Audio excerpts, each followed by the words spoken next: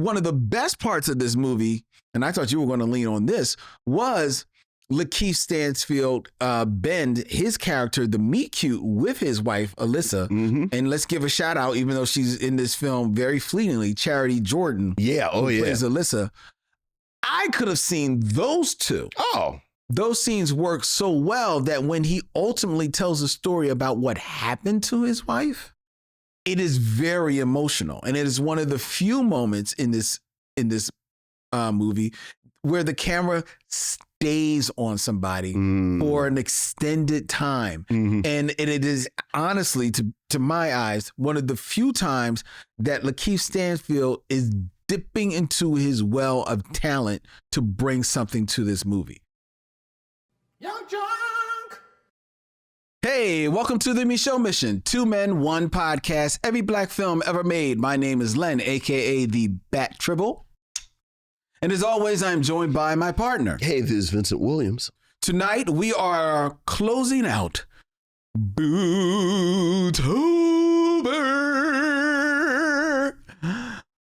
with a smile, as Vincent has selected from 2023 Walt Disney's star-studded reimagining of Haunted Mansion, directed by Justin Simien and starring LaKeith Stanfield, Tiffany Haddish, Owen Wilson, Danny DeVito, and Jamie Lee Curtis with Rosario Dawson. Mm-hmm. I mean, who could ask for anything more? Blink if you and you'll miss her, Winona Ryder. Blink and you miss her, Winona Ryder. Mm-hmm. If you shut one eye, you'll say, hey, is that Mary Lou Henner? It sure is. That's right.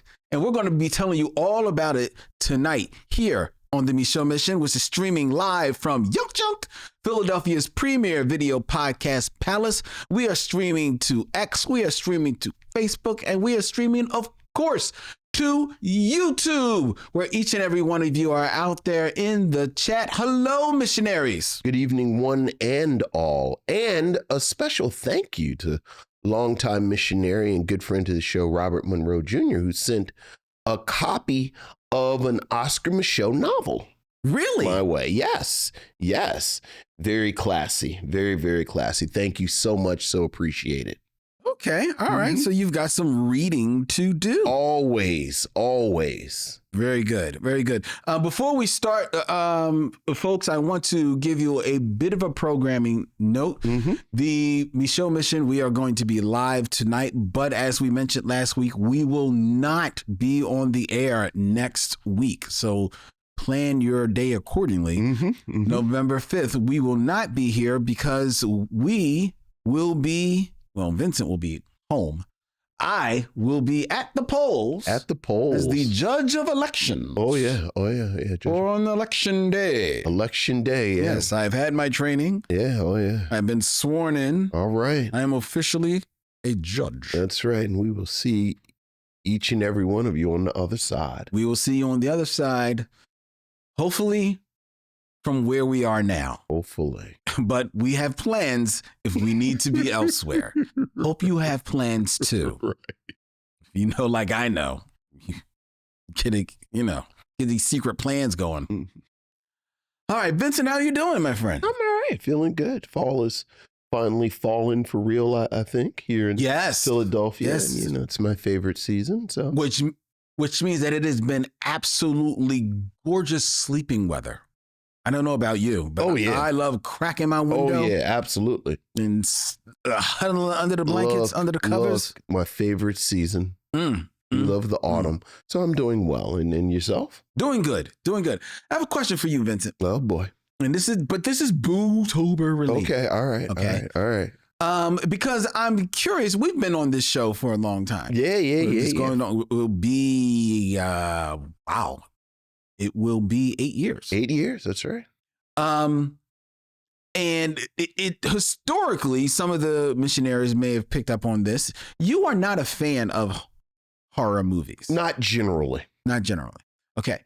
I like what I like. Okay. Do you remember your first horror movie? My first horror movie, like the first movie that how are we going to talk? Well, let's talk about this. Do you remember the first movie that scared you? Yes. What was that? The first movie that scared me, that was a horror movie, because the first movie that scared me is the remake of Invasion of the Body Snatchers. Which could count as sci-fi horror. Yes, sci-fi horror. But the first actual horror movie that scared me, my father was a big Stephen King fan. Okay. And when Carrie came on, the movie Carrie, my mom actually said, this is too much. It's time for him to go to bed, as he would often So it do. came on TV. Came on TV. And my father said, leave that, as he often would say, leave that boy alone. He's fine. He's not bothering anyone. And Carrie scared the shit out of me. Really? Oh yeah, I had nightmares about Carrie. Even though it was on, it must have been on cable. So yeah. It was Well, I don't even know. All I know is, have you seen Carrie? Yes, I have. Yeah. At the end, where her hand comes out the grave, I dreamed about that for years. Oh wow. That was a big scary one for me. I watched Rosemary's Baby and liked it. And I said, oh, okay. And then I fooled around and watched The Omen. And then The Omen scared me. Yeah. Yeah, because that's a whole nother level. Yeah. And then I don't know what was wrong with me. I got my mind to watch The Exorcist. So now you were just in this whole religious demon. Look, man, I'm Catholic. I was Catholic. My family was Catholic till we were like 15, and then we converted to Baptist. Okay. So, in my heart, I'm a Catholic. Mm-hmm. So, yeah, demons, possessions, the Antichrist, all like I'm kind of hardwired. That is true. Like that's what's in my head. That's what I'm hardwired for. So, I was scared, but then I was drawn to it. But then, so yeah, but Carrie's the first one I remember where I was like, this is just. No, I feel you. This is just a lot. I know we're not supposed to talk, but we're talking about my dad. My brother just reminded me of Salem's Lot. Which Salem's Lot didn't scare me as much as Carrie did, but Salem's Lot was scary too. No, well, another Stephen King adaptation. Property, most definitely. It probably didn't scare you as much because Salem's Lot was made for television, right? Whereas Carrie was just on TV. Right. I remember that little boy knocking on the window though. Oh yeah, floating in the air, telling that boy to let him in. Mm-hmm. Yeah. So I remember when I was young, and I may have talked about this on the show before. Me and my sister, we watched this. What I didn't know at the time was a TV movie called The Screaming Woman. Okay. And it was all about this woman who lived at this house, but that was on this huge estate. Mm-hmm. And she would like sit off and like on a bench, like on the estate, and she would hear a woman screaming. She was an older woman. She would hear a woman screaming, and everyone thought she was crazy, right? But the movie, when you heard the woman screaming, it would cut to the scene of this woman surrounded by dirt. It was just her face. Oh my goodness. And it was just screaming. That scared the hell out of me. Oh my goodness. Especially because when I would go to play basketball around the corner was in Albury Park. Okay. During the day, fine. Of course. But at night, if I'm, mess around and be coming home a little bit later and it's dark now and I'm walking and there's these tall trees and in my mind, I'm hearing a screaming woman coming from the forest. Yeah. Dude, yeah. I was done. Yeah. I was done. The other movie that scared the first, but that was a TV movie. The first movie that scared me is I went with my friends to see Dracula. And not Bela Lugosi's Dracula. This was Frank Langella's Dracula from the 70s. Yeah. And this is where I learned the valuable lesson of never close your eyes when you're watching a scary movie. Because the movie was happening and I'm sitting there with my friends and I'm eating the popcorn and Dracula would go and he'd be behind some woman or he'd lift up his cape. And I was like, no, I'll close my eyes. And of course, when I went to sleep, I'm dreaming of everything is worse, because you're imagining everything. Yeah. So now, by this time, because of the screaming woman, I had tricked myself that whenever I was scared in my dreams, my brain would immediately cut to Santa Claus landing on the roof and him bringing me toys. And that would make me feel better. Okay. And it would break me out of whatever nightmare I was. All right. After Dracula, I'm scared. I'm seeing Dracula. I'm like, Santa Claus. Santa Claus comes, lands on the roof. Dracula comes out of the chimney and bites on Santa Claus. I was done. This is terrible.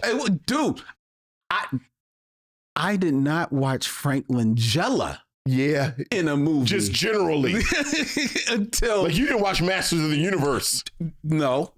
I didn't see Frank Langella in a movie until maybe I was in 20-something. Right. And I was like, no, I don't mess with Frank Langella. Okay, fair. No. Fair. I think like he was on the episode of Love Boat. I was like, nope. Nope. Boy, that's funny. No. It's funny how much exposure we had to films that we would deem inappropriate now. Like, I think kids, I mean, we'll talk about this a little bit tonight. I'm fascinated by what we deem scary. Yeah. For kids. And just how kind of willy-nilly it was for us. Like you and I were talking a little bit before we were taping last week about the late night horror movies, and in Baltimore there was a movie of the week that came on Fridays or Saturdays called Ghost Host. Okay. And it was all kind of, ghost stories and a lot of British horror. Like, I know for a fact I saw The Wicker Man the first time on Ghost Hosts, but it was like between cable television and just general late night television, you could be 11 or 12 and catch something that in theory you shouldn't have been watching. Right. And then it just kind of scars you. That's very true. But in a good way. Yes, it scars you in a good way. In a good look, man. That doesn't even sound right. Look, well, I think there's value in being a kid and being scared. Like, we were kind of in that sweet spot in the mid 80s where we were teenagers. So that's something like I always go to Poltergeist. Yes. Which is legitimately scary. But I was old enough that I could enjoy it, even though it was scary. Yeah. And I don't know how much, I mean, even something like the Gremlins.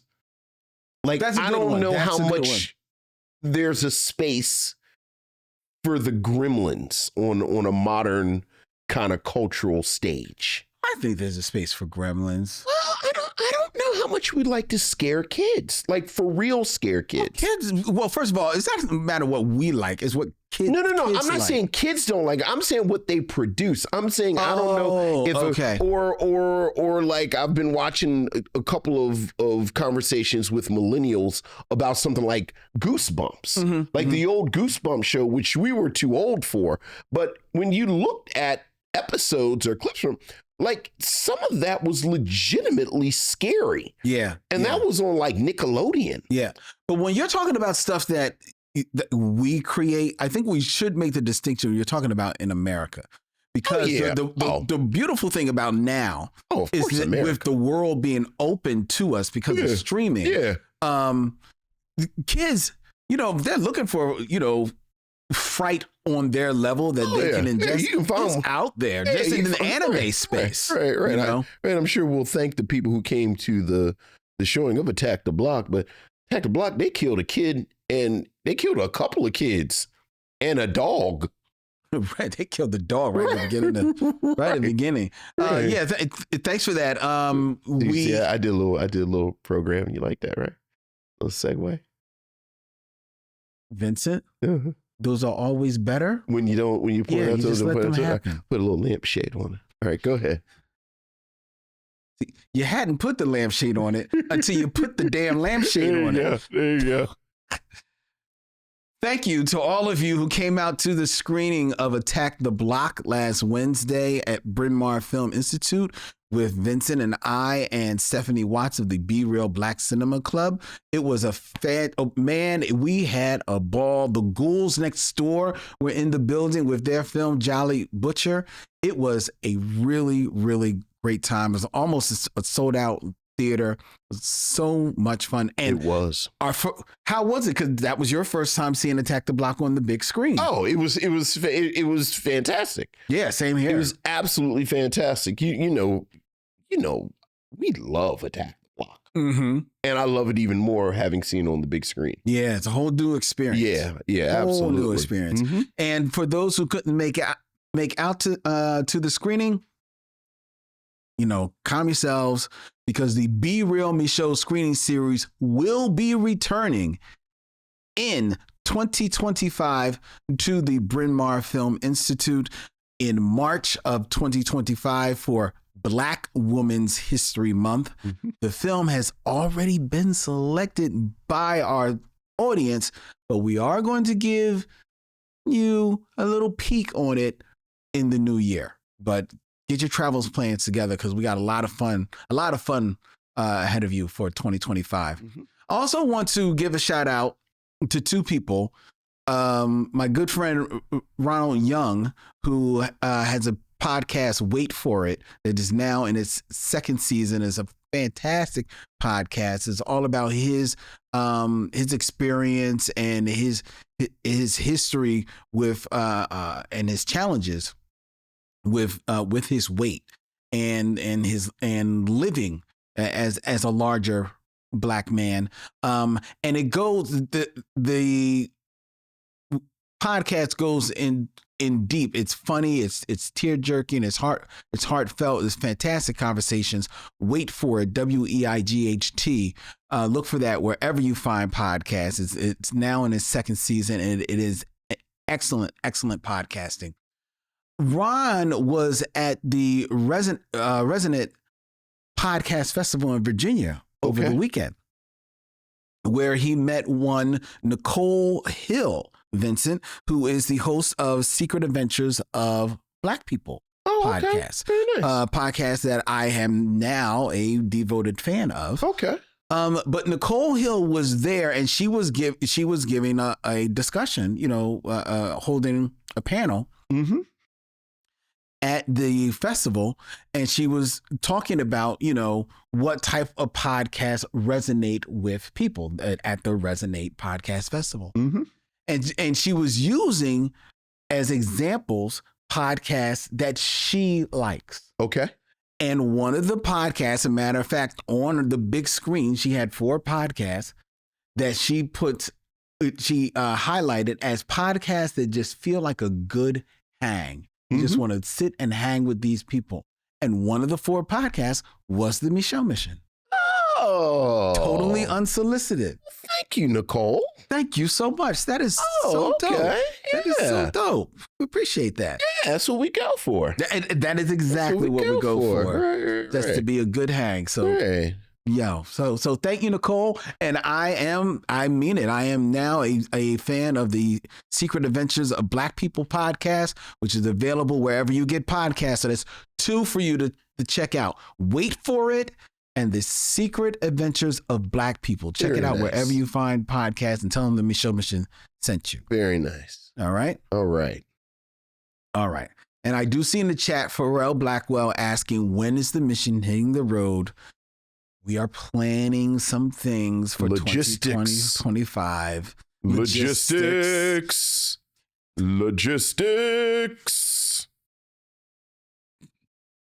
That doesn't quite rhyme with tradition from Fiddler on the Roof, but I sort of got it. Do you like Fiddler on the Roof? Never seen it.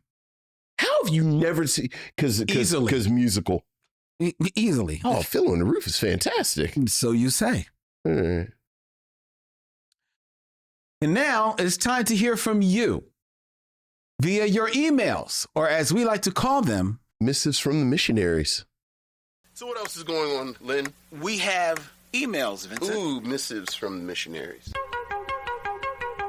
Ooh. Missives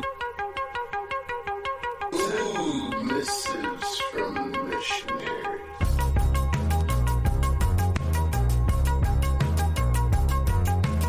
Missives from the Missionaries. Vincent, we have an email from Michael Sykes. Hey, what's up, Michael? In the subject line, it says, do these white directors who directed great black movies get invited to your cookout? No. Well, next email we have... I hate that. I never liked it. Well, let's see exactly. Right. You know, Michael, he's going to go in on the premise. Sure, go ahead. Hello, Len and Vincent. I watched your review of the Blues Brothers for the second time, and it was amazing how y'all analyzed that film. I have a question. Do these white directors who directed great black movies get invited to your cookout, such as John Landis, who directed Coming to America, the Thriller music video, and Trading Places? I mean, if he does, we got to make sure Eddie Murphy isn't there. I know. What he doing here? Right. So if I got picked between John Landis and Eddie Murphy. John. That one was easy. That was easy. Next, we have the director of The Color Purple and Amistad, Steven Spielberg. Yeah. No, to Steven Spielberg? Yeah, I like Steven Spielberg. I don't know if I want him in my house. Fair enough. Enough. I like E.T. as much as the next man. Okay. How about Norman Jewison? That's hard. Who directed In the Heat of the Night and Soldier Story. A Soldier Story and The Hurricane. Yeah. He gets the closest. Yeah, maybe we're bringing him a plate.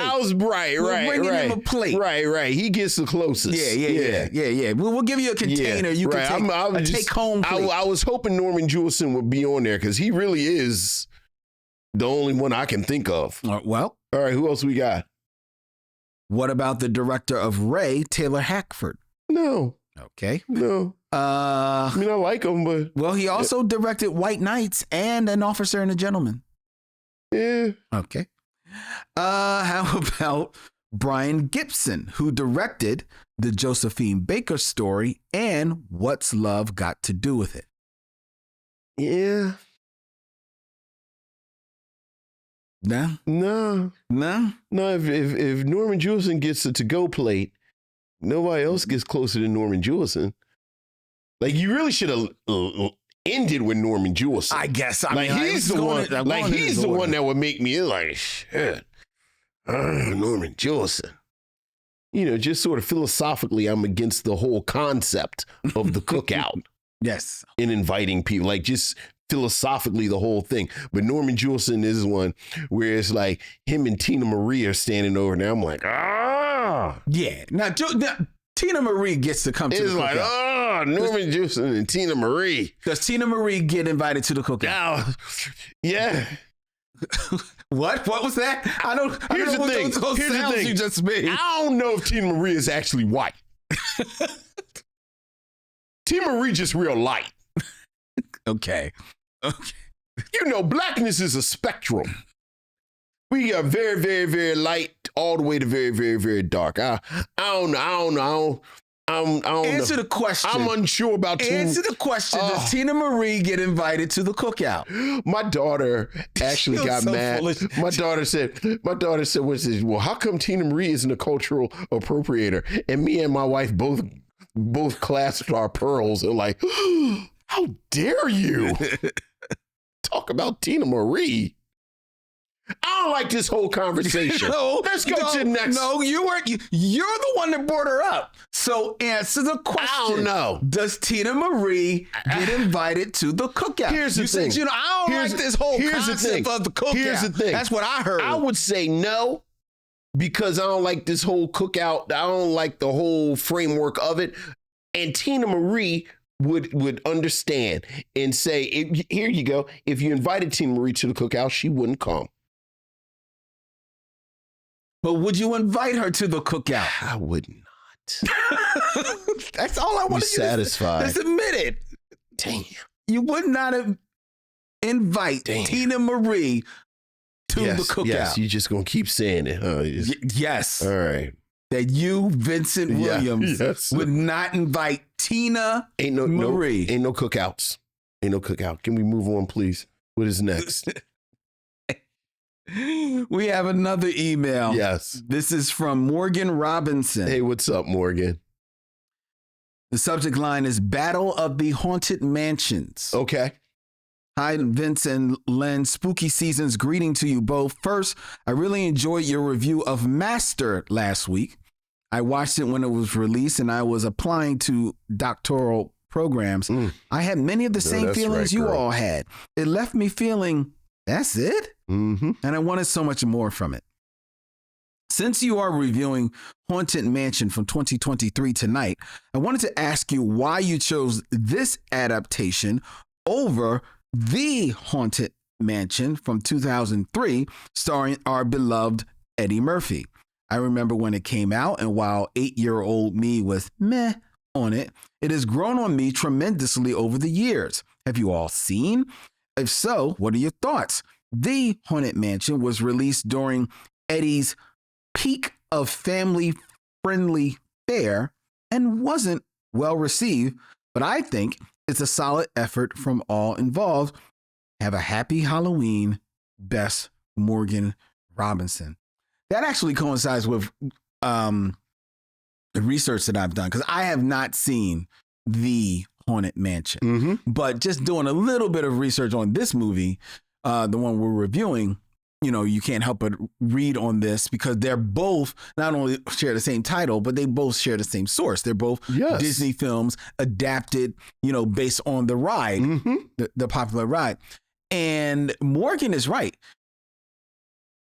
The Haunted Mansion, when it came out, was not well received at all, but has since become a bit of a cult favorite that is on a lot of people's, a lot of magazines' best Halloween movies. Well, first of all, just a little programming note. The reason we're doing this one instead of the Eddie Murphy one is because I got them mixed up. Like, truthfully, like I said, let's do Haunted Mansion. And then I looked and in between Len and I talking, like Len said something where Len is always in programming mode. And somehow this one fit in better. And Len was like, oh, you mean the LaKeith Stanfield, because that does this, that, and other. And I said, yeah, that's exactly what I meant. LaKeith Stanfield. So we ended up doing this because I meant the Eddie Murphy one. Yeah, but you didn't say The Haunted Mansion. I didn't. I just said Haunted Mansion. I've never seen the Eddie Murphy one. But at the risk of bleeding into our review, it does not surprise me that it was not received well and has sort of garnered fans as the years go by. Because again, I'm going to go with what we were talking about a few minutes ago. I think this slot of the family-friendly horror movie is one that we don't do that much anymore. And it just, like I think this generation of critics, I think, frankly, this generation of tweens, you know, like that 12-year-old sweet spot for the kind of movie that we're, you know, again, Gremlins. Like, I don't think we have the type of cultural landscape that you could make Gremlins anymore. And to a certain extent, like the Goonies or Monster Squad. Well, you're saying you can't make it for in the film. Or Critters. Critters is another one, which is a Gremlins knockoff, but it kind of occupies that same space. But you're saying we couldn't make it as a feature film? Right. I'm saying that it could not go through the process of getting greenlit, getting a budget, getting whatever, studio putting power behind it, putting it in the movies. Okay. And then I also don't know if that market is there like it was? I don't think in the films. I don't think in the theaters. Well, that's what I mean. In the theaters. Streaming it is because of Stranger Things. Here's the thing. No, Stranger Things is a perfect example. Stranger Things is a series made for people who were 12 then. Like Stranger Things is 100%. I'm not going to say it's a member berry, but it absolutely has the whiff of a member berry. Well, yeah, but I still think Like, it's I think made kids, for. Oh, I don't think it's made for 12-year-olds at all. I 100% disagree with you. I think everything about it is made for. I love those Spielberg movies.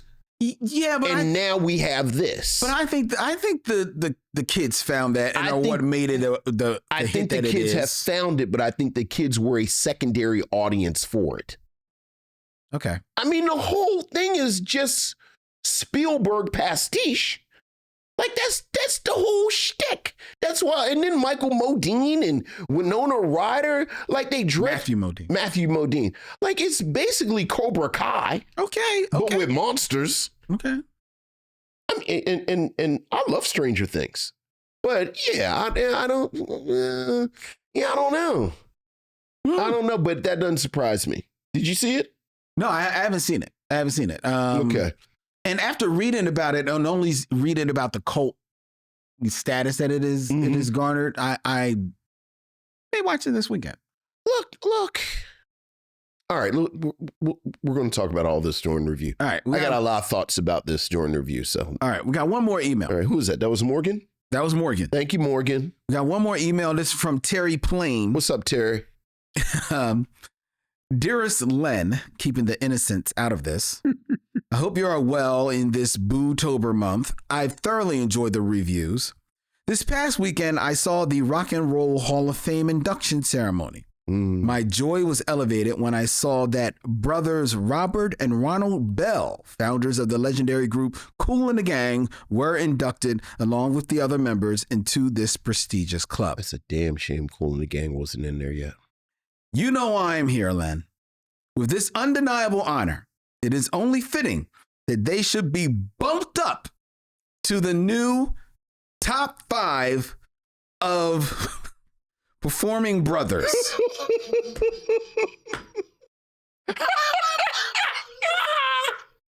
Yeah, Lynn. How about that? It's funny. I'm only reading this because I got into a conversation about this just this week. So, Terry continues. Here's the list that I think our missionaries would approve. Number one. The Isley Brothers. Isley Brothers, of course. I have forgiven you, Len, for that mishap. We cool. Number two. Earth, Wind, and Fire. Okay. All right. Number three. The Jackson 5. Oh, look. Number 4. Kool and the Gang. Number 5. Anybody else who does not have their name in the Rock and Roll Hall of Fame, let them argue amongst themselves. Oh, boy, that's really funny. Terry Plain. Oh, there you go, Lynn. There you go. Who you want to bump off that list so you can get? What was the nonsense you said? It was Jagged Edge or 112 or one of them? Well, above Jagged Edge and I don't even know, or 112 Brothers? I don't know. Oh, you've got disdain for 112. No, I don't know if they're brothers. Like they can't touch the hem of the garment of Jagged Edge. I don't know, but I don't know if they're brothers. Okay. That's all I'm saying. All right. But above them both, I would put Jodeci. What, above Jagged Edge and 112? Yes. I mean, yeah. I would too. Above Jagged Edge and 112? There's a part of me that wants to put Jodeci above Kool and the Gang. Yeah, that's... Well, here's my argument. That's just crazy. No. Here's my argument. Whatever argument you're about to make is... Here's my argument. Because the criteria are brother groups. Yes. Kool and the Gang is the two brothers. Right? And they created the group, right? Why you say it like that? They did. Yeah, I know, but you said like that was he was like, they created the group. They created the group. They created the group, but the group is a band. It's a whole. It's like Earth, Wind and Fire. It's brothers, but then it's this band. Sure. With Earth, Wind and Fire, you have this amazing otherworldly band, right?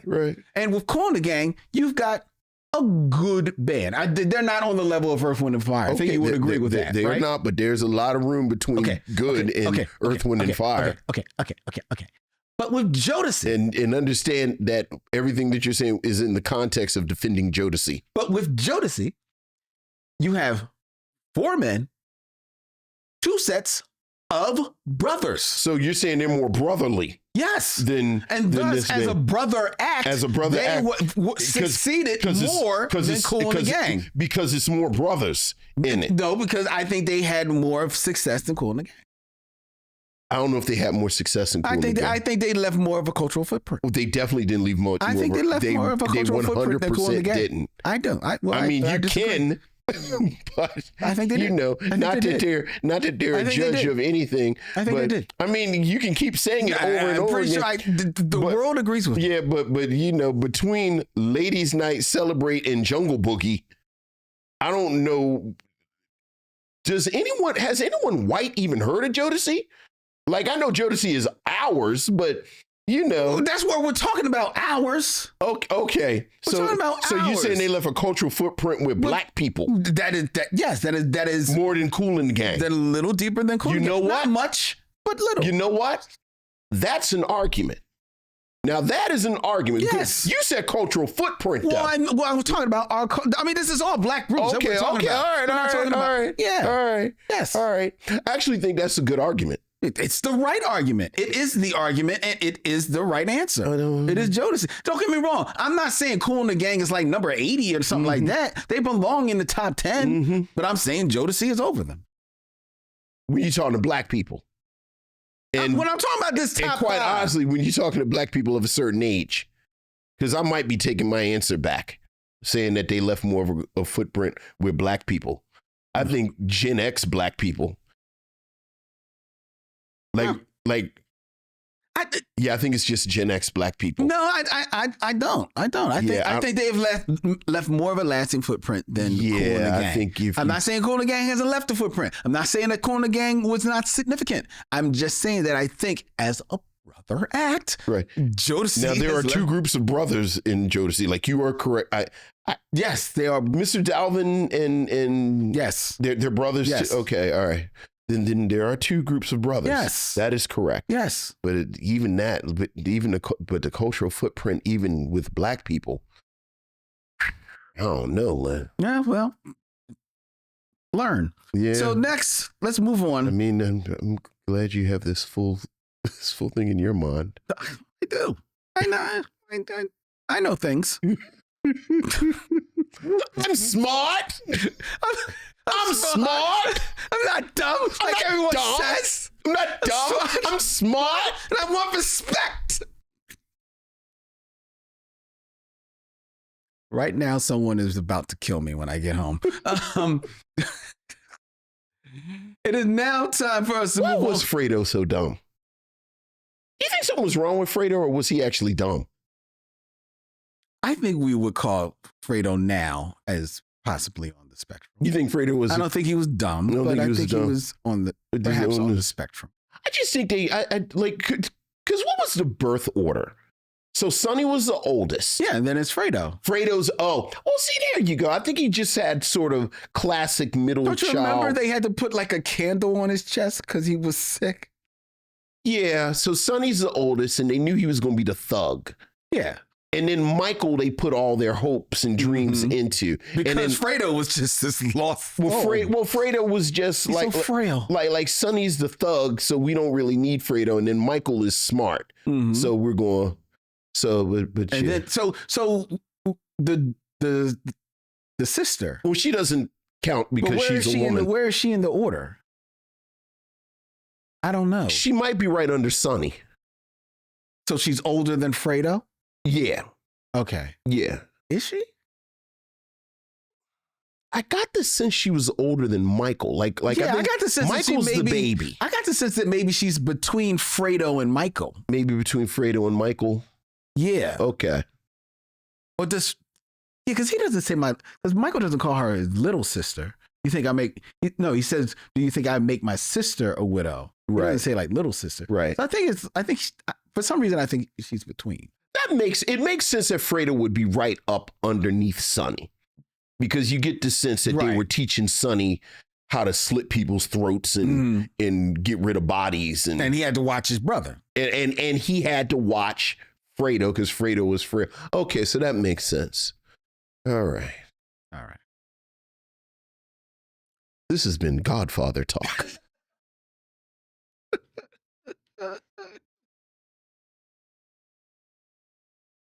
Oh my God.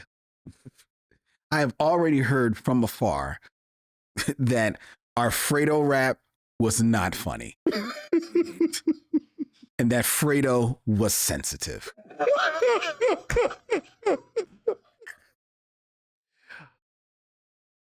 I tell you what, he'll break your heart. You broke my heart. He'll break your heart. He had to take his ass fishing. Nah, you don't need a life jacket. You good.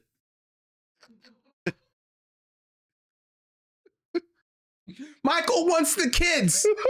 Michael wants the kids. No, you go. You go. Michael wants the kids. No, Fredo. No. Go. Go ahead. Go ahead. Take some oranges. Take some oranges with you. Over there. Over there. Uh-huh. Uh-huh. Oh, yeah. Oh, yeah. I want to go Fredo, get in the house. No.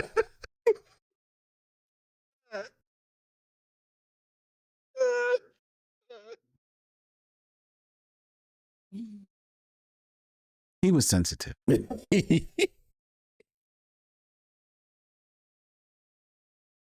Yeah. We can't be here all day. No. It's now time for fastest review ever. It's now time for the top 5. Who's your top 5?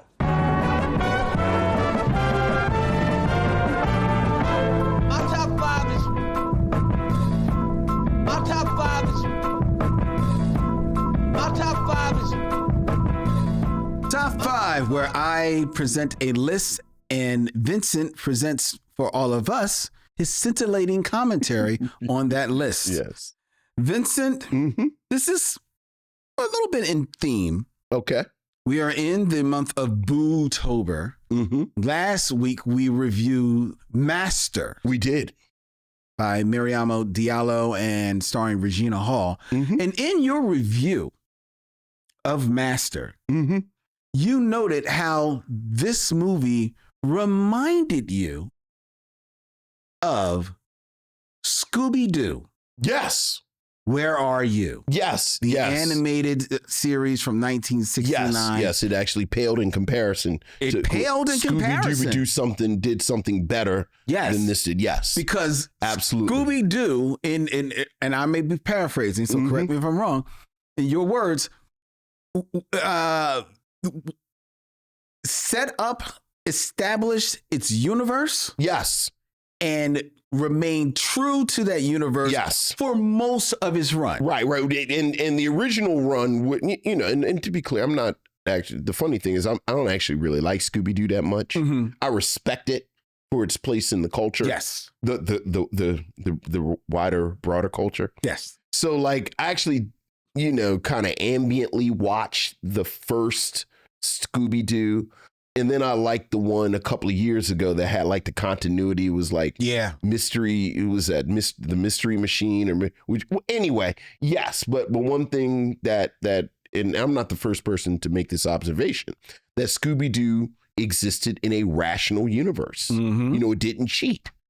It was like, look, this at the end of the thing, they're gonna pull the thing off his head. It was Old Man Johnson the whole time. That's right. And then they're gonna take 3 minutes to explain how everything that you just saw can be explained. Exactly. Oh, it's mirror set up. Yeah. Mm-hmm. Yeah.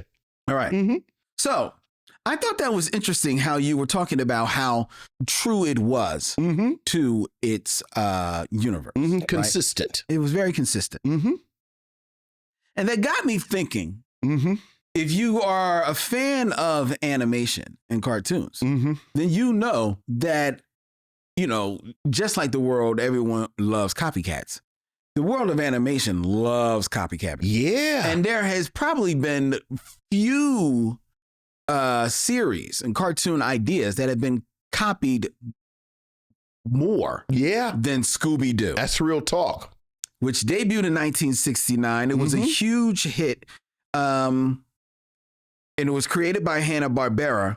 In addition to multiple Scooby franchises, which Hanna-Barbera would do over the years, and some of them moving farther and further away from the original concept, but always kind of circling back. The company milked the concept for all it's worth, churning out similarly themed shows from 1970s into the early 80s, and even another stalwart of Saturday morning cartoons, Ruby Spears, would get in on the act. Yeah. On a few as well. Okay. All of these involve people, usually teenagers, like the Scooby-Doo, solving mysteries or encountering the paranormal, with few exceptions. More importantly, they all have a gimmicky central character, which is typically an animal, but not always. Frequent themes always include having a band, toning down some of the horror elements, and apparently hating the Velma character, because all of the other knockoffs usually didn't have a smart woman in them, like Scooby-Doo featured Velma. Right. So I was looking at some of these knockoffs. Nice. Of Scooby-Doo. I love Scooby-Doo knockoffs. Yes. So where are the 5 that you got? I got 5 that each have at least some type of either supernatural bent. Sure. Or loosely may fit into our culture. Oh, I'm excited because I wonder if you're going to do my favorite one. Go ahead. Okay. Starting at number 5. We have from 1979, which proved to be a very magical year for this type of thing. Okay. The New Shmoo. Oh, I hated Shmoo. Do you remember Shmoo? I do remember Shmoo. A bizarre but lovable shape-shifting creature and his young comic book creator friends investigate reports of the paranormal. Yeah. Similar to Scooby-Doo, Where Are You? The show follows a group of teenagers, Mickey, Nita, who was Latin. Okay. And Billy Joe. Of course. Who solve mysteries and crimes with their friend Shmoo, a friendly, bulbous creature who can stretch and shape his body into any form he wants. The teens worked for Mighty Mystery Comics. This lasted 1 season in 1979. Because it was terrible. It was not good. I hated Shmoo. It was so lazy. Like, what is this? It's just a blob? Well, we just gonna go with a blob? Like the blob? Yeah, but at least Jabberjaw was a big talking shark, so somebody was smoking some weed. Well, yeah, but you know where they got the idea of the blob from? He was from the Herculoids. Yes. So you kind of reworked the Herculoids. I didn't like it. Yeah, that was Shmoo was terrible. All right. Number 4. Also from 1979. Casper and the Angels. I remember that. Yeah. I remember too. Casper and the Angels. Casper, the friendly ghost, is a guardian ghost to 2 female space police officers.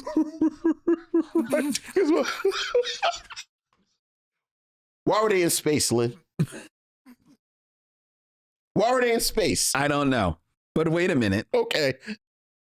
The space police officers were named Minnie, who was a rather ditzy redhead. Sure. And Maxie, who was a much more intelligent African-American Maxie woman was a sister with a very short temper. Yeah. Who patrolled the Jetson-style space city on their flying motorcycles in the year 2179. Why? Wait a minute, we're not... the crew needs one more. Because Casper, the friendly ghost. Right. Casper's the dead kid. Not exactly the funny ghost. Right. So they are joined by the rambunctious but good-hearted Harry Scary, a large, shaggy, 1,000-year-old ghost. Sure. With a red nose and a big bow tie, who enjoys scaring people, especially villains, but because he has a great deal of affection for his little pal Casper, he, unlike many of his ghostly kind, tries to accept the fact that the gentle ghost does not like to scare people. Sure. So Harry Scary dials back his scariness. Well, because he's a dead kid. Well, because Casper is He's clearly a dead kid. Yes. Which is why I don't think we really do as much Casper anymore. Well, I mean, Casper he came back in the 90s. Yeah, right. And how often have you seen Casper since? I'm sure there's a Casper somewhere. Like, I think Casper's sitting over there with Pepe Le Pew. No, Casper's not. He's not on Pepe Le Pew and Speedy Rodriguez Island. No, Slowpoke Rodriguez. Speedy Gonzalez. He's not on that island. Right, but still, like, you can't really get around. He's a dead kid. Well, he's a ghost. Right. You know what a ghost is? A ghost. It's a spirit of someone who died. And Casper's a kid ghost, which means... Couldn't he have been a little person? Oh, that's nice, Len.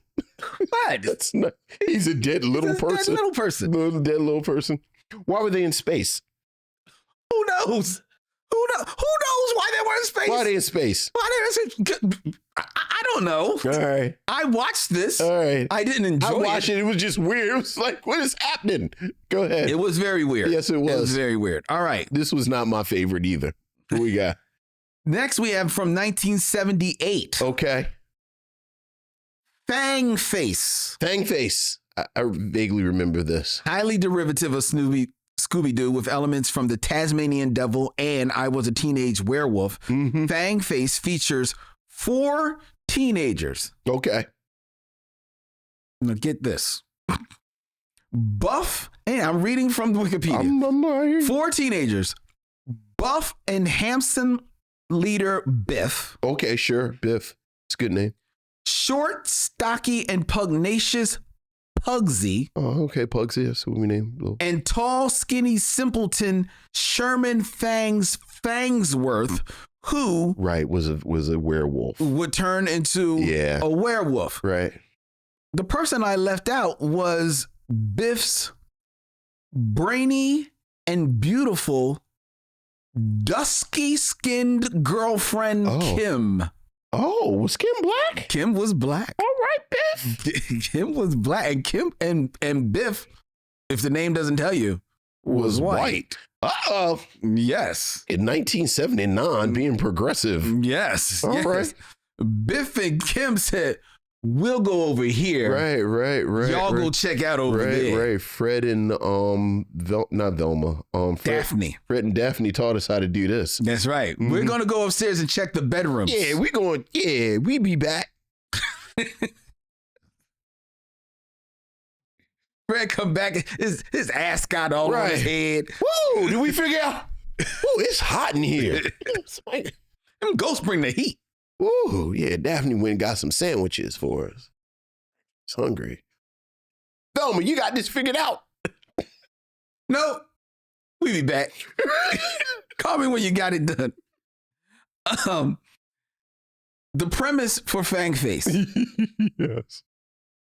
Every 400 years, a baby werewolf is born into the Fangsworth family, and so when the moon shined on little Sherman Fangsworth, he changed into Fang Face, a werewolf.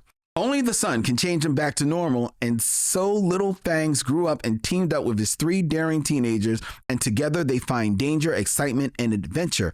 Who can save the day? Who can wrong the rights and right the wrongs? None other than Fang Face, who, in the 2nd season, which was actually 1979, it was retitled as Fang Face and Fang Puss. Right, because there was a Scrappy-Doo type character. Which introduced a new character, Baby Fangs. Yeah. Fangs infant cousin who turns into a baby werewolf named Fang Puss. Yeah, that was terrible. This was Fang Face from 1978. Were you a fan of Fang Face? I was not. No? I was. You didn't try it? I 1978. I'm sure I tried it, but I'm not doing this. It lasted 2 seasons. Yeah. All right. Now we come to probably, I don't know if this is your favorite, but you are a fan of this. Okay. Also from that magic year of 1979. Okay. Rickety Rocket. Rickety Rocket, I was a fan. That's not what I was thinking about. But yeah, Rickety Rocket. In the far future, 4 African-American teenagers named Sunstroke. Of course. That's how we name our children. Splashdown, Cosmo, and of course, Tyrone. Oh, I'm sorry. Venus. Yeah. Built a makeshift sentient talking rocket. Right, because they live in the future ghetto. And run the far out detective agency and solve mysteries that usually have them fighting suspects operating as master criminals or disguised as monsters. And thus, lest you think that this maybe doesn't fit our criteria, here are some of the episodes that they featured on Rickety Rocket. The Creepy Creature Caper. A crippled spaceship loaded with counterfeit money lands in the swamp. When the far-out detective agency investigates, they encounter the local swamp monster. Then we have the Count Draculon Caper. Are you going to read the plot synopsis from episodes of Rickety Rocket? This was 2 more. A space vampire. 2 more. A space vampire named Count Draculon hijacks rocket liners using a hypno beam that turns the passengers and crew members into zombies. And then there is, of course, the horrible headless horseman caper. A ghost town holds the evidence that will convict an unknown vice president of Pegasus Corporation, and the far out detective agency is sent to retrieve it while evading the robotic headless horseman. In Rickety Rocket. Rickety Rocket. Were you a fan of Rickety Rocket? I kind of was. It was, you didn't see black kids that often. No. It was a shame that the 2 biggest shows with black kids on them, this and Fat Albert, the kids hung out in the junkyard all day. Yeah. Even though they were in space. Because racism. They were in the junkyard. Right. That is very true. All right. So we got number one. And I don't think this was my favorite. This is your favorite. All of the Scooby-Doo knockoff. And what is it? 1971. Josie and the Pussycats. You're saying Josie and the Pussycats is a knockoff? Which featured a teenage all-girl pop band that toured the world with their entourage, getting mixed up in strange adventures, spy capers, and mysteries. The group consisted of the level-headed lead singer, Josie, intelligent tambourine artist, Valerie, which was the black girl. Yeah, she was. I like Valerie.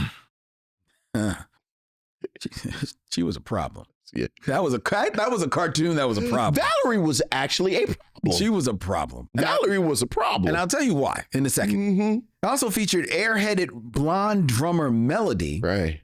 The other characters included their cowardly manager, Alexander Cabot III, his conniving sister, Alexandra, her cat, Sebastian, always had to have a pet, and muscular roadie, Alan. The show, similar to Scooby-Doo, Where Are You?, is remembered for his music, the girl's leopard print leotard, and for featuring Valerie as the first regularly appearing female black character in a Saturday morning cartoon show.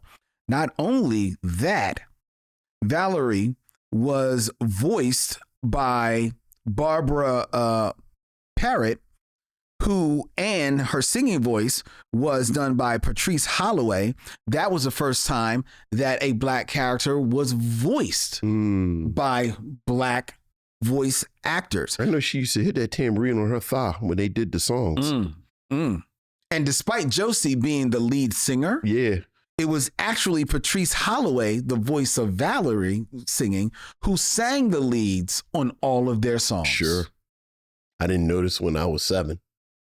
In 1972, the series actually had a spinoff, Josie and the Pussycats in Outer Space. I remember that.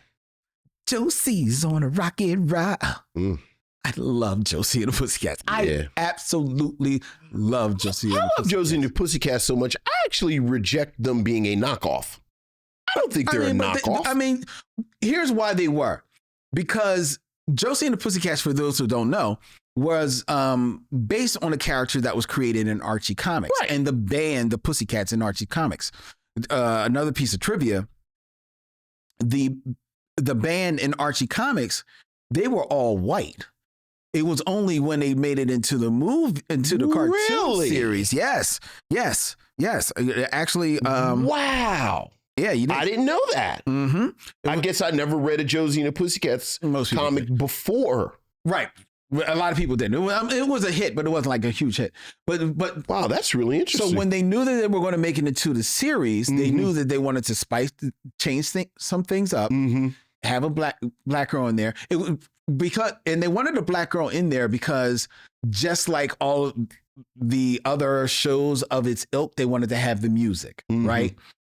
And the blacks are good at music. Well, they as they recruited for an actual band, because they were like, they wanted to have like a live Josie band.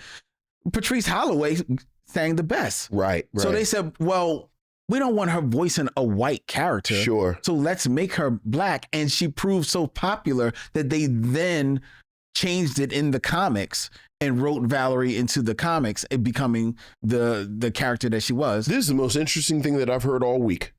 Well, you're welcome. You do know things. You are smart. Yes, I'm smart. You just want me to die when I go home. You didn't do my 2 favorites, though. Well, let me try and guess one of your favorites. Okay, what's one of them? Is one of them the one that you already just name checked? What? Jabberjaws. Yes. I actually like Jabberjaw. I legitimately like Jabberjaw. I did like Jabberjaws primarily because Jabberjaws, the shark, basically was Curly of the Three Stooges. Plus, it was in the future and it was underwater. Ask me why. Why was it in the future? I have no idea. Well, same reason why Casper was in space. Yeah, why is it in the future and also underwater? Well, because of when it came out, they were trying to catch on to the Jaws. Right. Jaws and Star Wars. Right, get the kid market of all the kids. That's what I'm talking about. All the kids who was watching Jaws. Yes. Like, why were there Jaws play sets? Jaws was horrifying. It wasn't horrifying. I mean, it was. I think it was. You were young enough. Yeah. So I love Jabberjaw. I love Jabberjaw too. The only reason I didn't choose it is because there wasn't they weren't really mysteries. Okay. And there was solved mysteries. Well, they were crimes. They were underwater crimes. Underwater future mysteries. Yeah, it was underwater crimes. Yeah. It was like somebody poked a hole in a dam. Yeah, it was like it wasn't mysteries. It was as much mysteries as these other people. Yeah, but it wasn't ghosts. It wasn't water ghosts. But then my other one is a deep cut. What's the other one? You can't guess my deep cut? Okay. Is it from the same era? It's absolutely the same era. The Funky Phantom. No. Quietly, the Funky Phantom used to scare me a little bit. It was bizarre. It was a little too cool. I like the Chan Clan. Yeah, okay, but the Chan Clan was, yes. The Chan Clan. Chan Clan was interesting. That was interesting. Wouldn't fly nowadays. Why? A little racist. Chan Clan was a little racist. Like, I think the theme song was like do do do do do do do do do. It's like, whoa. Yes. But I like the Chan Clan. I like the Chan Clan because they were actually siblings. Back to our sibling thing, right? Yes, right. Yes, and then Charlie Chan would come and had to clean up the mess sometimes. Yes, and Charlie Chan was voiced by I don't know, Koi Lung, who was actually played number one son in the Charlie Chan TV show. You are filled with facts. If I treated you like a pinata and burst you open, facts would just spill out. Yeah, I used to like the Chan Clan. I like the Chan Clan. Yeah. That wasn't I like the Funky Phantom and Jabberjaws. Yeah, Funky Phantom we got it. I also like Speed Buggy. Yeah, I like Speed Buggy. Yeah, we got it. Oh, Jesus. Yeah, we're running late. Yeah. You know, 70s cartoons is. Yeah, let's move to let's do the. If only we could do a binge lounge about this stuff. We've done a binge lounge about this. I'm just here for another binge lounge. Yes, all right, come on, but that was very nice. Yeah, thank you. Very nice. All right, very nice. And now it's time for the Game of Kings. The Game of Kings. 6 Degrees of D'Urville Martin. Yes.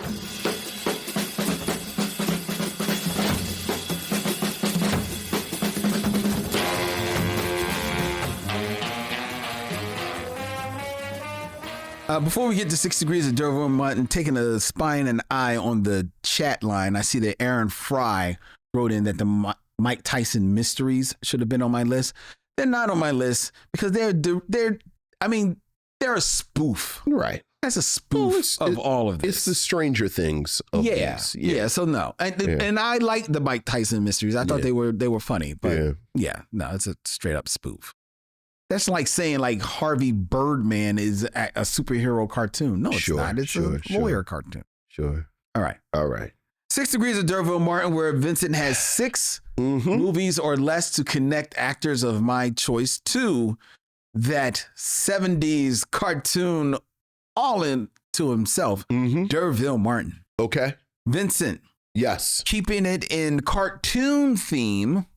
Oh, okay. Okay. These are 2 prominent voice actors who have appeared in films. Okay. All right.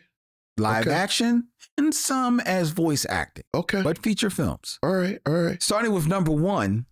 In 6 films or less, connect D'Urville Martin to Phil Lamar.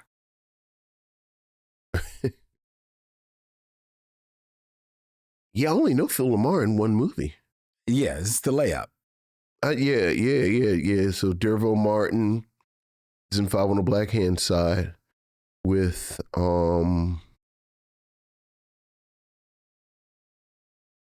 I just forgot his name. How did I just forget his name? They use all the time. Dick Anthony Williams, who's in Mo Better Blues with Samuel Jackson.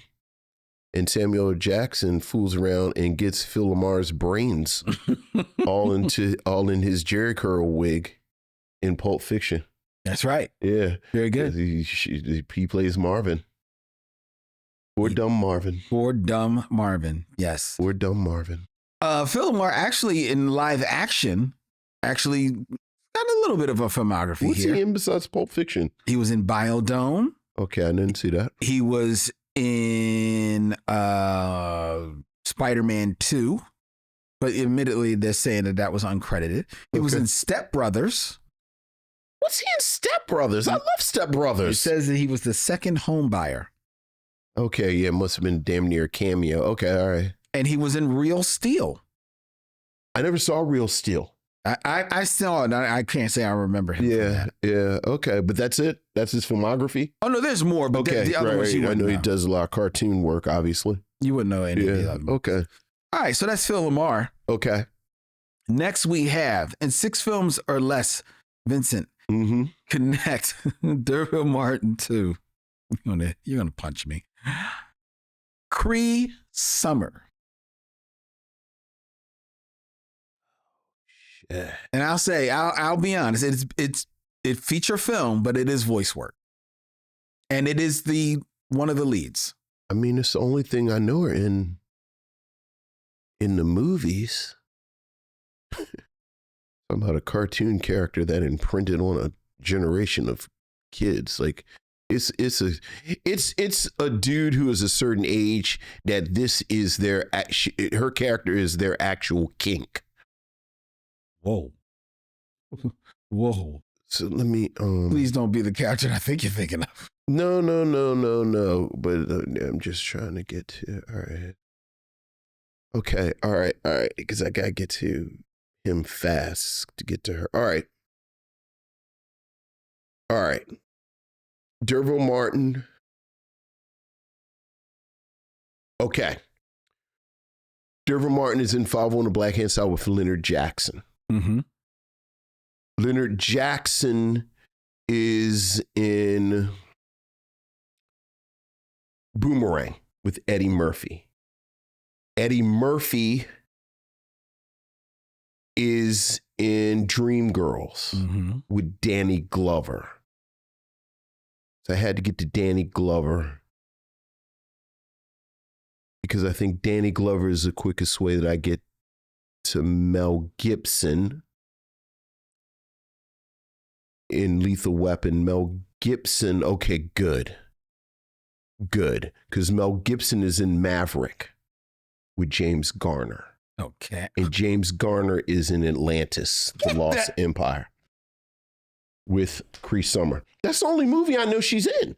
Wow, that's not where I was going. That's the I'm only glad movie. It's not the character that I was thinking. Right. Because, old girl shows up at the conventions all the time. Phaedra. Yeah. Yeah. Now I get it. Yeah. Like it's a dude, like dudes like 10 years younger than us. Yes. Yeah. Oh, that's day one right there. Yeah. Phaedra. Yes, I can see that.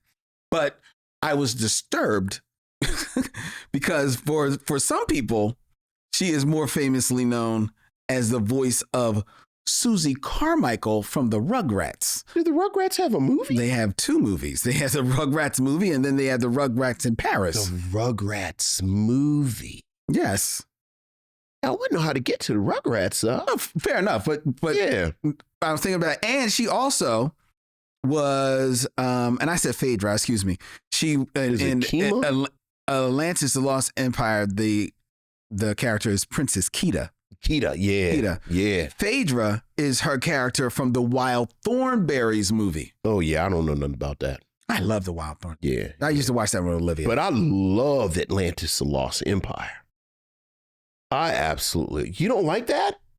No, I liked it. I did like it. The Mike Mignola designs? Oh, my God. Yeah. No, it's a very underrated. I think it just celebrated an anniversary. Yeah. You're talking about something that got kind of lukewarm reviews when it came out, and then over the years, people have realized it's a friggin' masterpiece. Yeah, that's a really Did Mike Mignola ever have an art book based on that?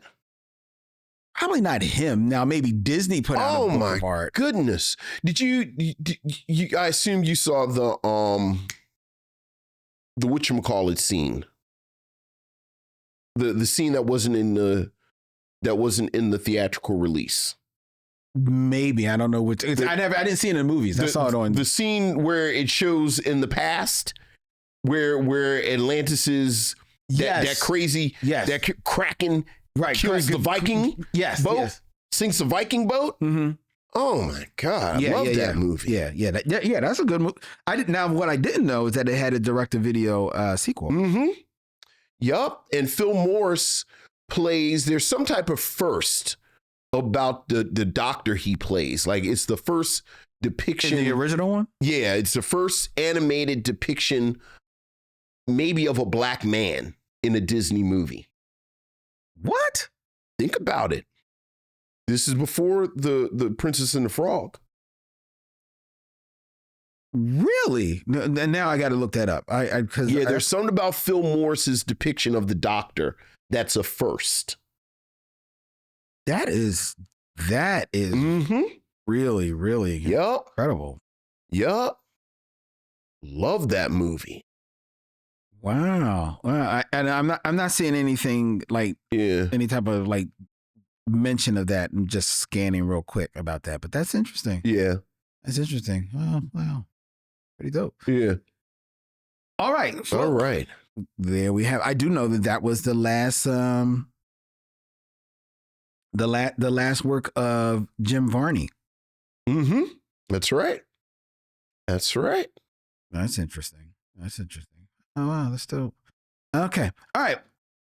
Well done, Vincent. Yeah. You surprised us once again with your astounding ability. For sure. All right, now it is time for us to get into our review of Haunted Mansion from 2023.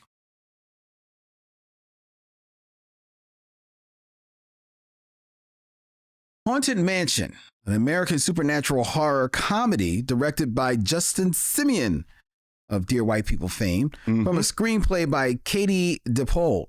Stars LaKeith Stanfield, Tiffany Haddish, Owen Wilson, Danny DeVito, Rosario Dawson, Dan Levy, Jamie Lee Curtis, and Jared Leto. In the film, a single mother and her son, Rosario Dawson and Chase W. Dillon, respectively, enlist the aid of an astrophysicist turned tour guide, a struggling psychic, a con man posing as a priest, and a college historian to help exorcise the ghostly inhabitants of the titular building that they have recently moved into.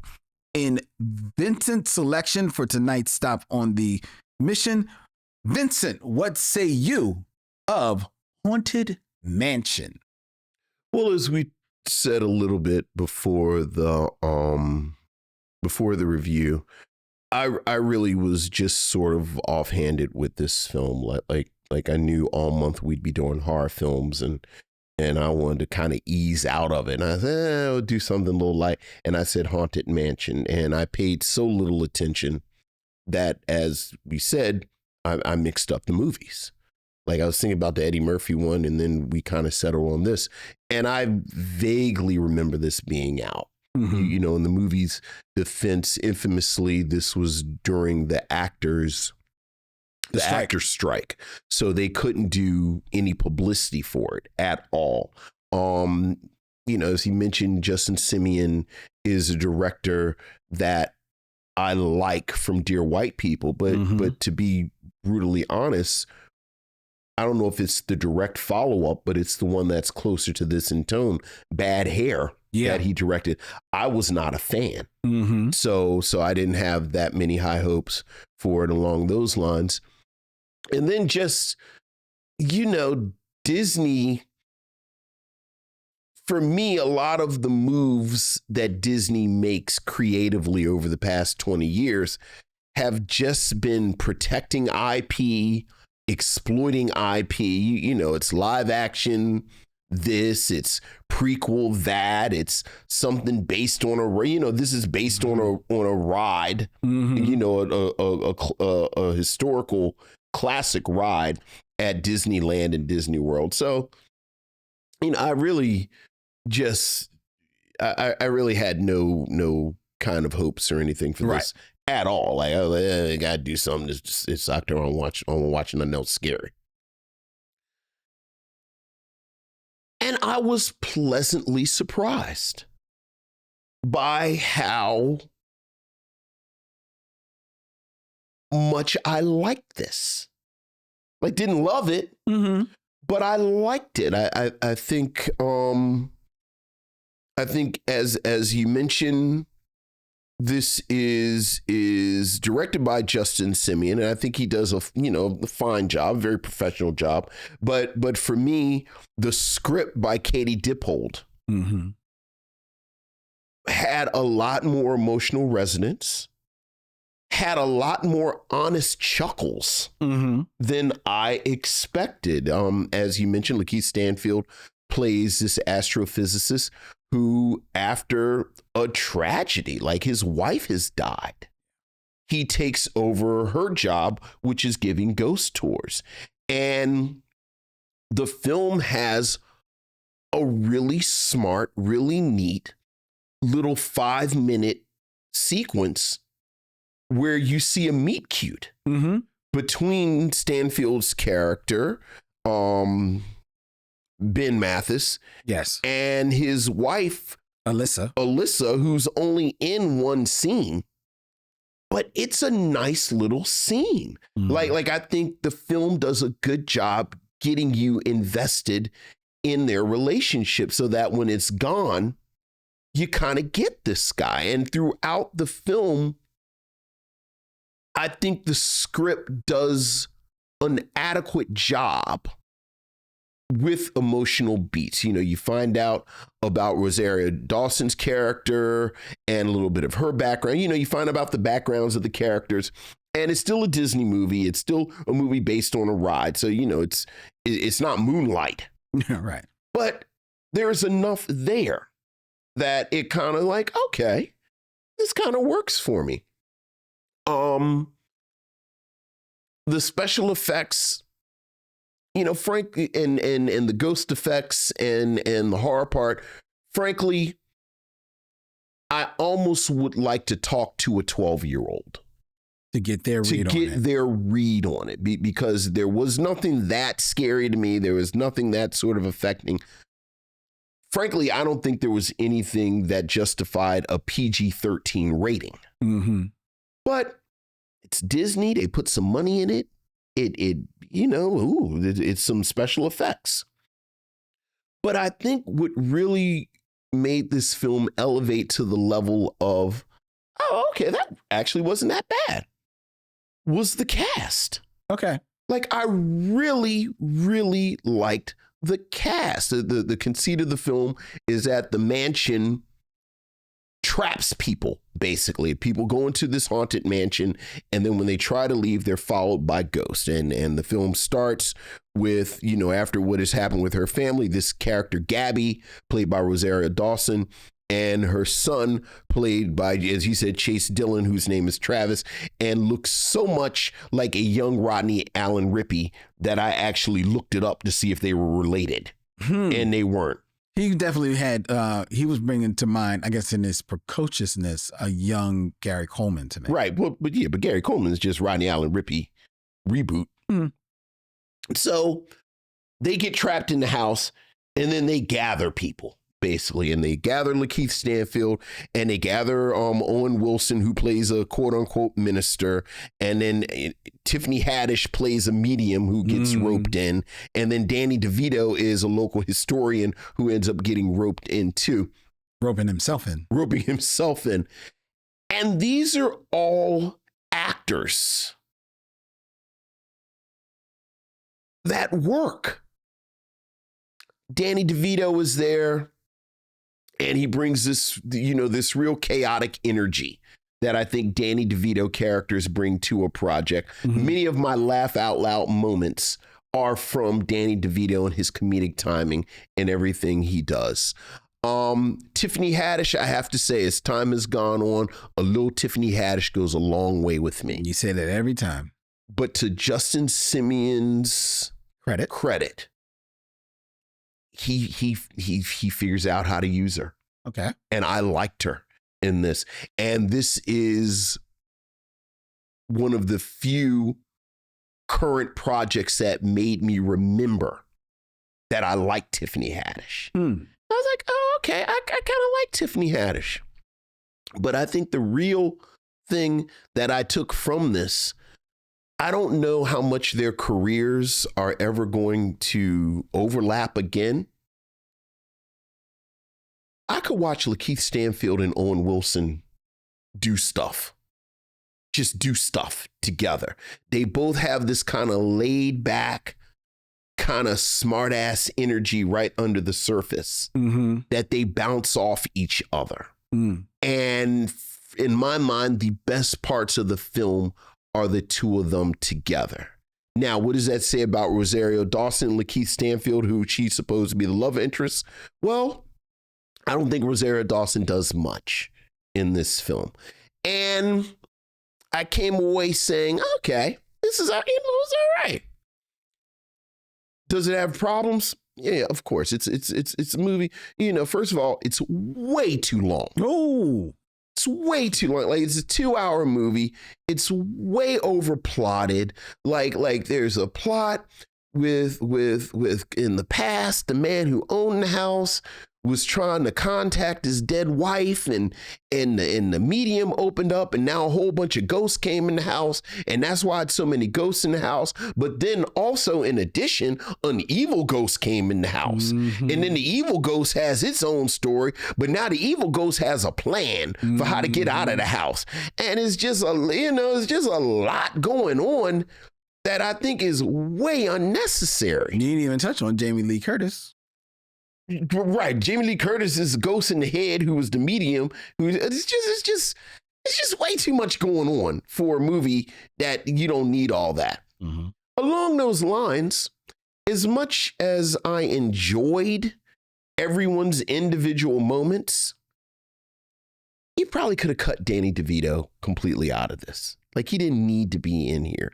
Truth be told, as much as I love her generally, he didn't. I mean, I guess there's got to be a kid in here because it's a Disney movie. So it's good. You didn't need Rosario Dawson in here, frankly. Like, she doesn't really have anything to do. Mm-hmm.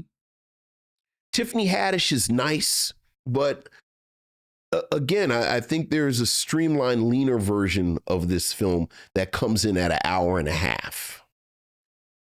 And then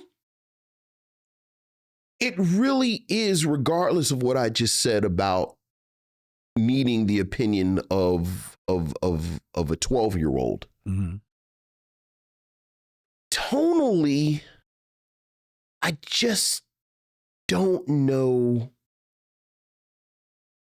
where the film was trying to hit. Didn't pick a lane. Like, it's never really that scary. Mm-hmm.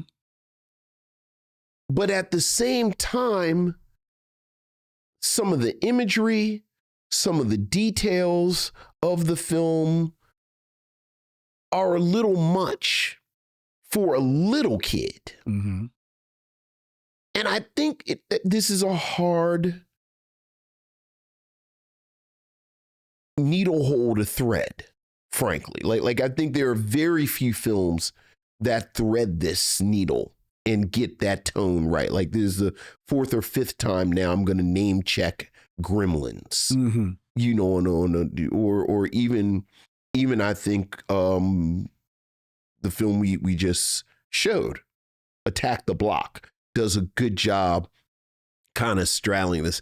And I suspect a lot of that is because of the IP protection. Like this is the Haunted Mansion.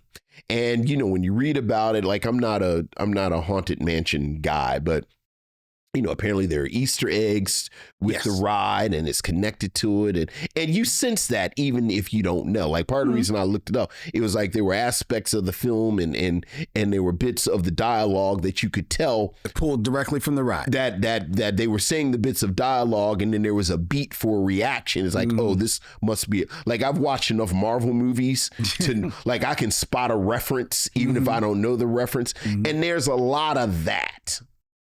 So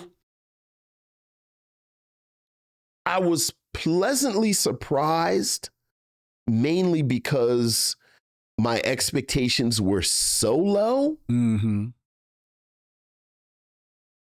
And I legitimately enjoyed the camaraderie and the chemistry between Owen Wilson and LaKeith Stanfield.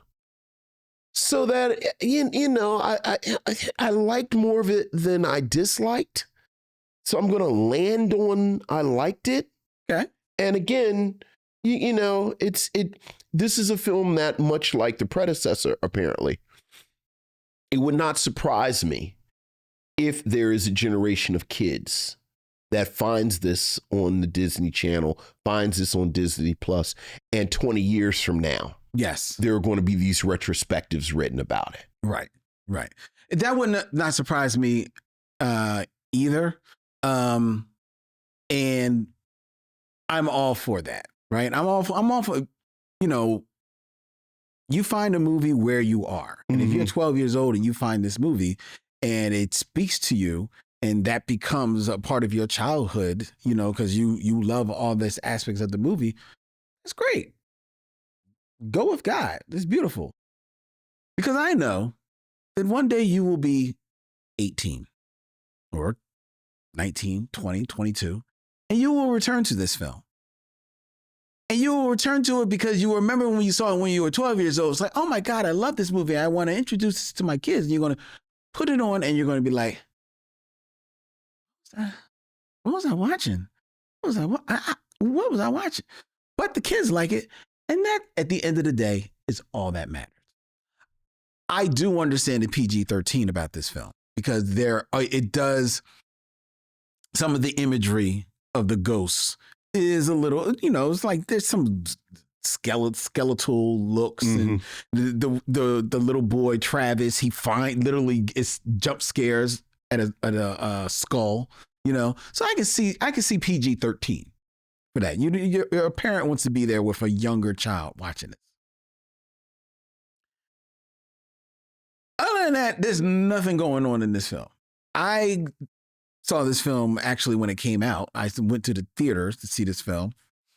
And the only saving grace about going to the theater to see this film is because I saw it in the theater that had artesian pretzel bites.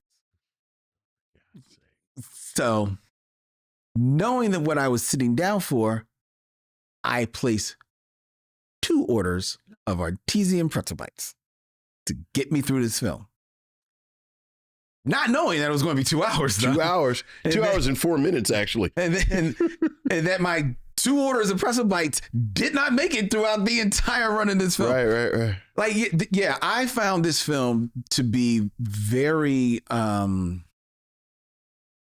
unfunny, very muddy. I, too, just like you said, we saw Justin Simien, we're fans of Dear White People, bad hair. We're like, I think he may have learned the wrong lessons from Bad Hair, because he brought some of that bad hair and put that on LaKeith Stanfield and Rosario Dawson in this film, because I have no idea what the hell was going on her head. And there's no explanation for what the costume department was doing with her wardrobe in this movie. I know you're talking. I kept waiting for the reveal that Rosario Dawson and the kid were also ghosts. Yes. Because why was he dressed like a 1920s newsie? Exactly. And she was dressed like his mother. Get your papers. Got your newspaper here. With the knickers and the whole 9. 2 bits. And wondering why the kids was chasing him from school. But just like you, I'm waiting for this to be... They're going to explain this, right? Right. They're also ghosts. I thought they were ghosts. I actually believe we're closer to right.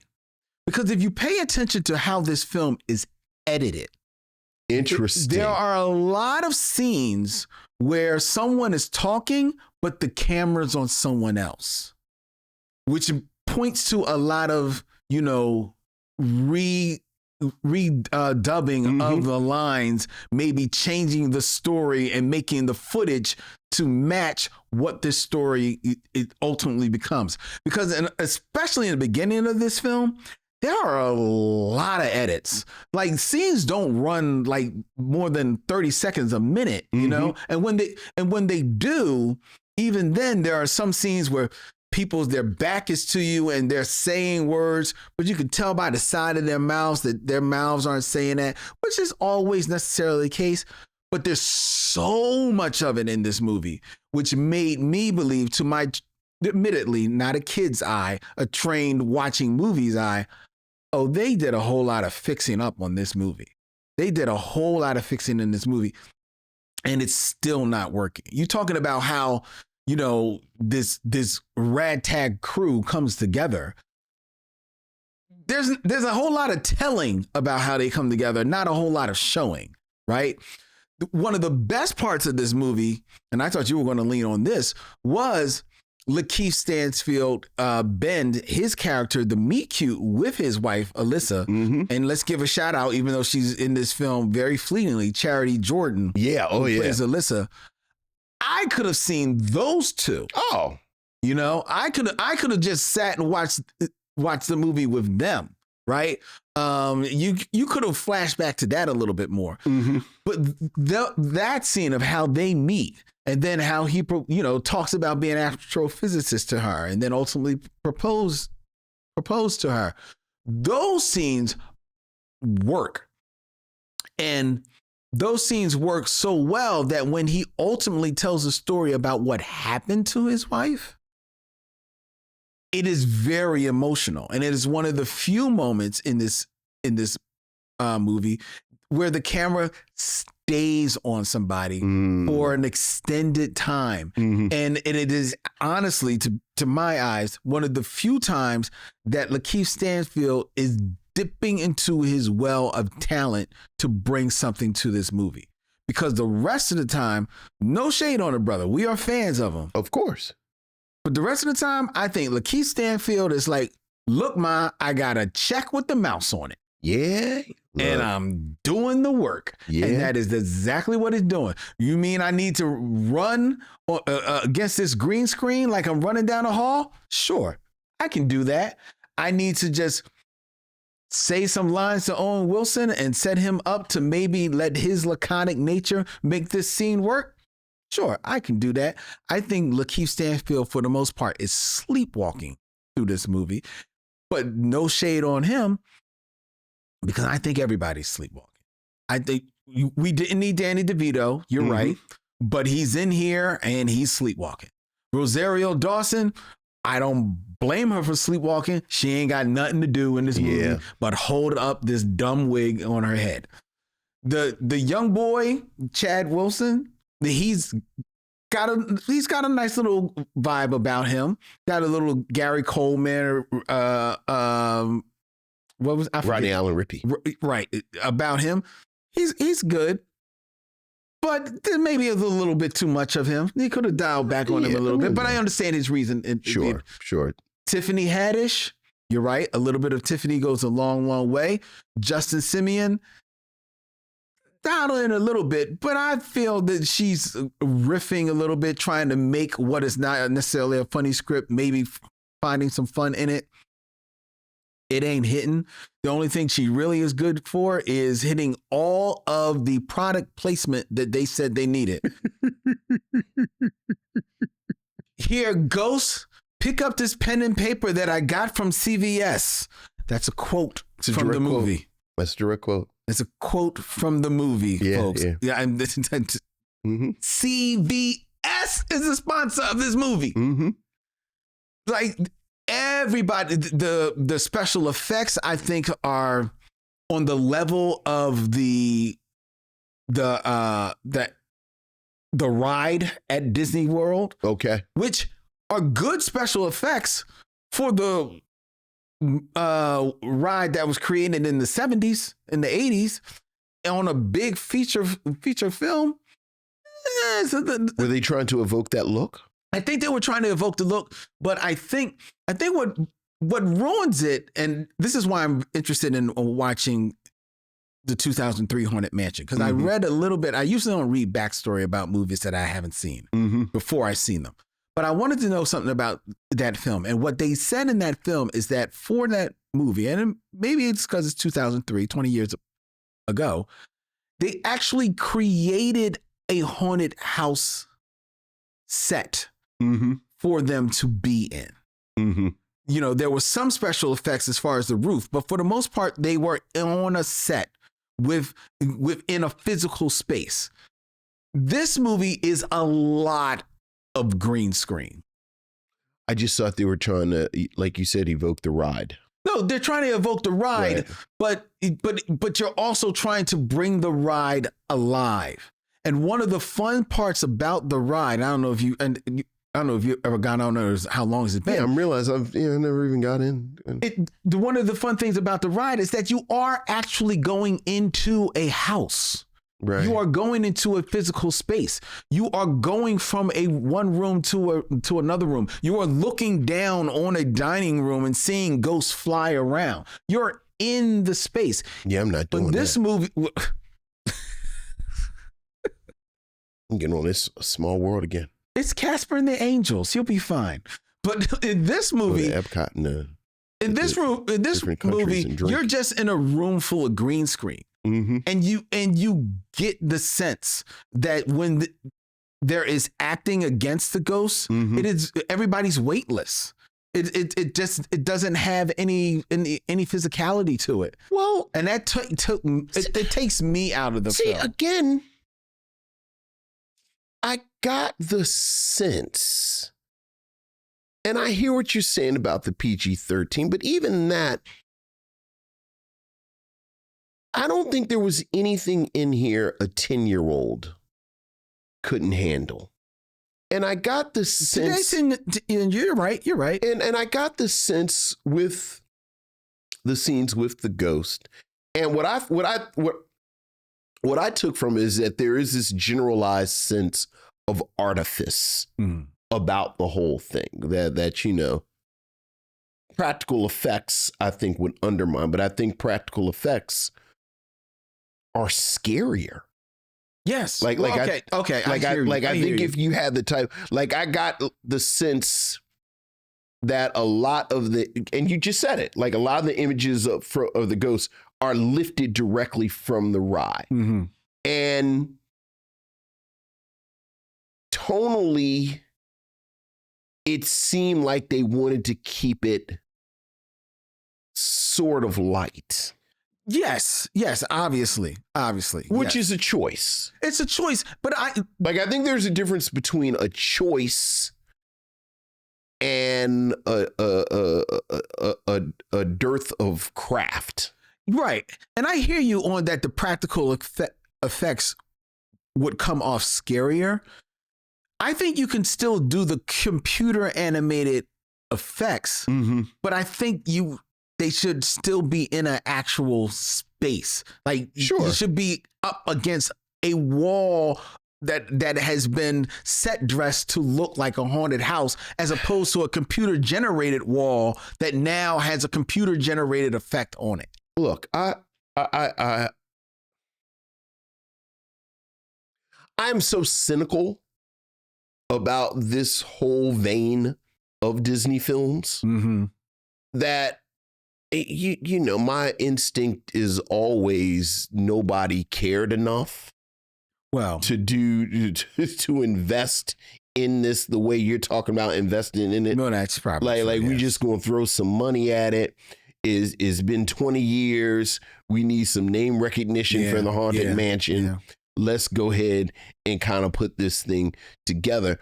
And again, I think I just went into this thinking, you know, like I think the real problem with the Haunted Mansion is that somehow, against all extraordinary odds, the Pirates of the Caribbean worked.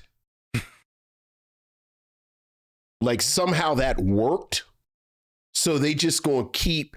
You're right. Like what was it? Was it Futureland? Tomorrowland was 2 or 3 years ago. And that did. And there's we just gonna make Space Mountain the movie. There hasn't been a Space Mountain the movie. It's a Small World the movie.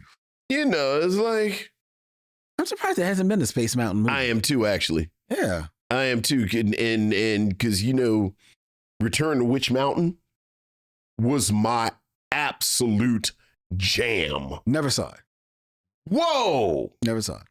I don't know how good it is, but I loved Return to Witch Mountain. So, you know, Would you recommend that people see Haunted Mansion? I mean, look, man.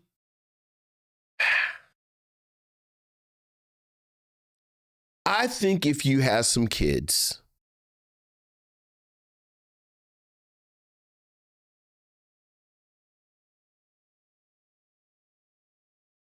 I think the Halloween Town series of movies from the 80s, I think obviously, you know, A Nightmare Before Christmas,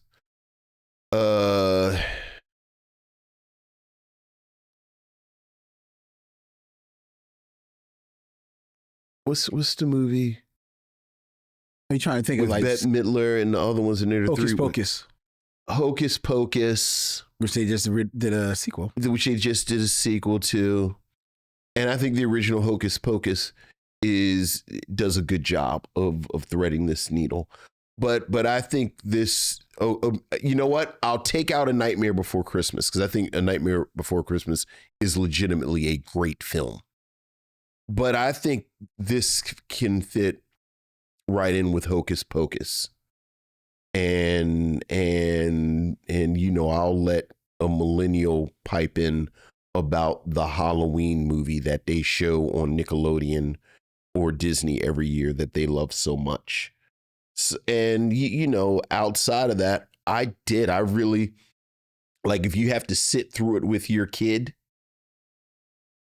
Look, I like LaKeith Stanfield enough and I legitimately liked him and Owen Wilson together.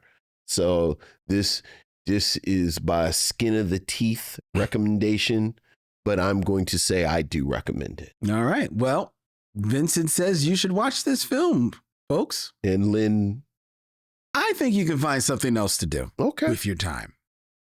Another LaKeith Stanfield. Hey, if you want to see a haunted house movie and sit and watch with your kids that is smart for the kids, you watch Amityville Horror. Enjoy.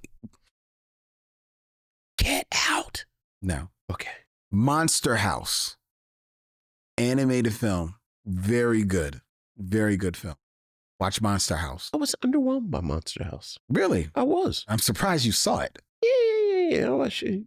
Yeah. You had children. Right. Well, I like Monster House. Well, right. Or, PG-13, Beetlejuice. I haven't seen the sequel. I would go see Beetlejuice. Don't go see Haunted House. Beetlejuice skews a little older than this. Maybe so, but I think that if you got your kids, I think they would enjoy Beetlejuice. I think they could handle Beetlejuice. They can handle Beetlejuice. Beetlejuice gets a little, it's like a couple of suicides in there. And what? And remember the guy has killed himself? There's at least one guy who has killed himself in Beetlejuice. Okay. Well, Beetlejuice, yeah. Well, then you have to have a talk with your child. Beetlejuice is tough. Sometimes movies make us talk to our children. Mm-hmm. And that's what Beetlejuice does. You took Olivia to see Blade 2. Why you have to remind people? Why you have to remind people of that? Just put in the context of we were almost done. We were done.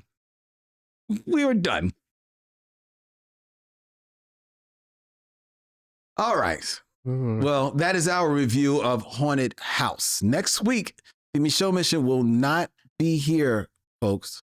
We will not be here, and you won't be here because you'll be voting. Yes, you will. If you haven't voted already. Yeah. If you haven't voted already, you will be voting next Tuesday, November 5th. The judge of elections have spoken.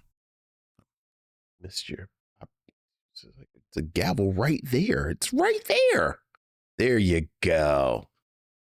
There you go. Talking to you, Miss McKeeba. All right. But if you want to get in touch with the Micheaux Mission, please send us an email at micheauxmission@gmail.com. That's MICHEAUXMISSION@gmail.com. You can always find the Micheaux Mission on the social media of your choice, whether or not it be Instagram, X, or Facebook at Micheaux Mission. You can always join our Facebook group at Micheaux Mission.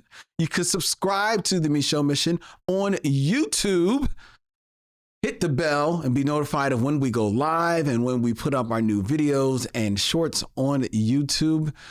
The Micheaux Mission is also a podcast available on Apple Podcasts, Spotify, or wherever good podcasts be, such as ours, which is a proud member of The Podglomerate. ThePodglomerate.com. They make podcasts work, even in beautiful studios such as this called YUNKJunk, Philadelphia's premier video podcast palace. If you want to book you and your podcast in one of the lovely studios here, you can email Dylan at YUNKJunk.com. That's DYLAN at YUNKJunk.com. All right. Well, that's it. Pretty sure that's not how we end the podcast. No? Oh, I remember. I'm smart. I'm smart. I know things. That's Vincent. I'm Len. When I want respect. And in pardon, he says, we'll see you when it's time to meet again. YUNKJunk!